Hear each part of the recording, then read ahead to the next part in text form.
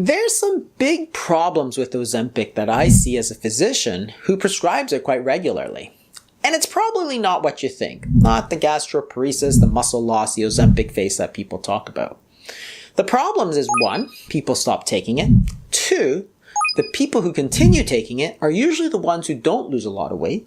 And 3, the drug just stops working. I'm going to go over some of the science coming right up. From all the hype, you'd think that Ozempic was the first anti-obesity drug ever invented. It's the splashiest, but it's not the only one. In the 1960s, amphetamines were widely prescribed for weight loss. You see from these ads that it was popular, people would lose their appetite, they'd feel pretty good, and then they'd lose weight. The problem here was addiction, and on the black market it was called speed or uppers, and eventually it had to be stopped. In the 1990s, fen was the big thing. It was everywhere. It was on the cover of Time magazine. And while it did cause good weight loss, on par with Ozempic, unfortunately it also caused valvular heart disease, and so eventually it too had to be pulled. But that didn't stop the cures from coming. By the 2000s, there's a massive wave of enthusiasm for bariatric surgery, or weight loss surgery. There were TV shows about it. It was going to cure everything. There's lots of scientific studies about how it benefited. But eventually, it faded as well. People just stopped doing the surgeries. And in fact, when you look back, most of the people had regained the weight and actually regretted doing the surgery. One of my friends said the most common weight loss surgery he does is removal of the lap bands that he once put in. So there's a common thread. Every one of these drugs goes through this euphoric stage where it's going to cure obesity, and unfortunately none of them did. Even though everybody at the beginning thought that this was going to be it. All you had to do is take a pill, take a shot, take a surgery, and that's going to be it. Part of the problem, I think, is that, of course, the first people to get the drug or the surgery are the ones who really need it. And as you expand it to more and more people, there tends to be more and more side effects and less benefits. Imagine that you're trying to lose weight and you're very overweight. Well, you're going to have some benefits, but the side effects are worth it. But if you're only trying to lose 2 or 3 pounds for a high school reunion, well, there's not that much medical benefits, but the side effects are the same. So the risk-benefit ratio gets thrown off. And I think with Ozempic, we're at that sort of euphoric stage right now where we think it's going to cure everything. Everybody wants to prescribe it. And certainly there's lots of good data suggesting that weight loss improves heart disease and kidney disease and dementia and fatty liver and all these things that they're studying right now. And I agree, weight loss is important, but the problem with Ozempic is that it may not deliver what we think it will deliver. I've seen this story before, and it's playing out almost exactly the same. So the biggest problem really with Ozempic is that people don't keep taking it. And this is real world data. So this is, for example, in 2023, a cohort study, and 84% of the patients here had private insurance, so cost was not a major issue. They looked back at all the usual drugs, and what they found was that at 1 year, about 60% of people had stopped taking their Ozempic. And yes, this was better than some of the other drugs that were available, but the majority of people who really needed it for a medical reason simply had stopped taking it. And when they stopped taking it, the weight comes right back. We know this. The step 1 trial extension showed that if you stop taking it, the weight comes back. If you lose the most weight, you're going to regain it very quickly. If you actually didn't lose that much weight, you might even end up heavier than you were before you took the Ozempic. And if you don't lose the weight, in the long term, there are no health benefits. You can see from this trial that in the people who started with no diabetes, in fact, you did better by taking placebo. You did worse by taking the Ozempic. If you had prediabetes, yes, there was some benefit, but certainly not life-changing differences. It's a little bit better, but not a lot. And this is hardly the only study that says this. In fact, there's lots. This study from the Journal of the American Medical Association in 2025 was a cohort study of over 125,000 people. And the average age here was 54.5. Overall, at 1 year, 54% of people had stopped it. By 2 years, it was a massive 72.2%. That is almost 3 out of the 4 people who were prescribed this medication stopped it, despite knowing that they should take it because their doctor gave it to them, and that the weight would come back if they stopped it. Another large study from Blue Cross Blue Shield shows the real-world trends, and it's pretty damning as well.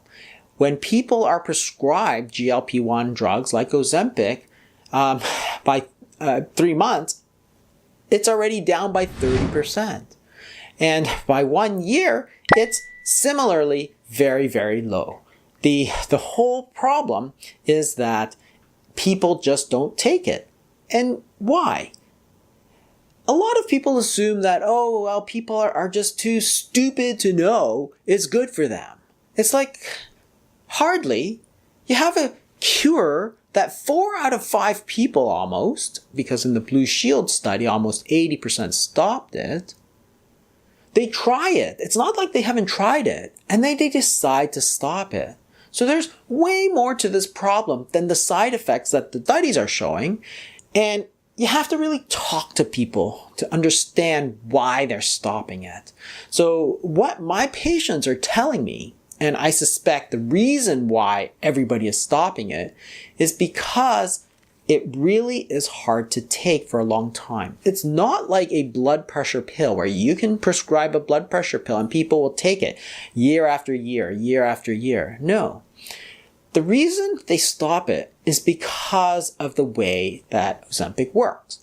It works on the GLP-1 system and it decreases your hunger, but it actually decreases your drive to eat and decreases the pleasure you get from eating. So if you're really full, so imagine you ate a huge buffet dinner, you really can't eat anymore. Somebody says, oh, hey, have this nice New York strip steak, right? You'd be like, no, I'm going to throw up, right? You can't enjoy that. So eating, we know, is one of life's great pleasures and one that we enjoy, and it doesn't matter who you are, what culture you're from, every culture is the same. We enjoy food, we celebrate with food. If you never have an appetite, all of a sudden you get no pleasure from any food that you eat. So all your friends are like, oh, hey, we're going to go celebrate a birthday. And you're like, blah. Oh, hey, it's Thanksgiving. Let's get together, have a great time. And you're like, blah. And then you go, it's Christmas. Oh, let's have a great big meal and enjoy ourselves. And you're like, blah. Life just goes beige. And for a lot of people, it simply isn't worth it. Because that's why they don't take it anymore. If you take away one of life's greatest pleasures, well, pretty soon you're going to stop that drug that takes that away from you. And over 2 years, almost 80% of people made that choice despite all the positive data.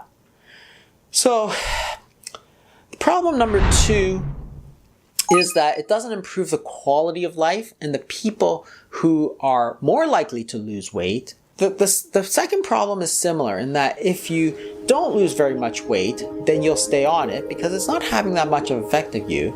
If you do lose a lot of weight, then you're more likely to stop it. And the quality of your life doesn't improve. So this study from the British Medical Journal looked at quality of life and obesity drugs. And what it shows you is that across many different types of drugs, yes, you can lose weight. However, you do get a lot of side effects. So if you look at the overall quality of life, has this drug really improved somebody's quality of life?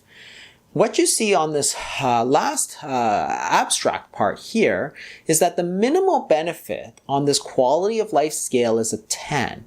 And none of the obesity drugs even comes close to improving somebody's quality of life. So therefore, if you're not feeling better, then you're going to stop this drug that is significantly taking away your pleasure in daily life. So if you can't take this drug, you're not going to get any benefits. If you didn't have a lot of side effects to begin with, then you might stay on it, but you're also not getting a lot of benefits. So this is a huge problem, and one that I see constantly in my practice.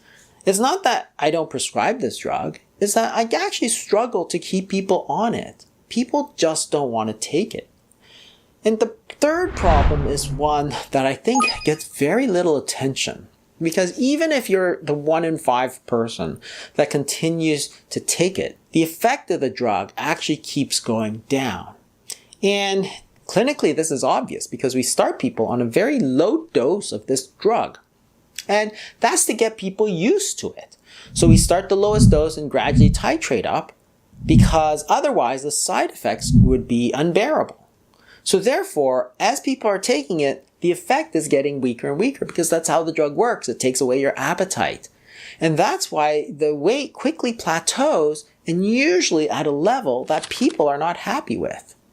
In 2024, there was a study published in Obesity that looked at the effect of weight loss drugs over time.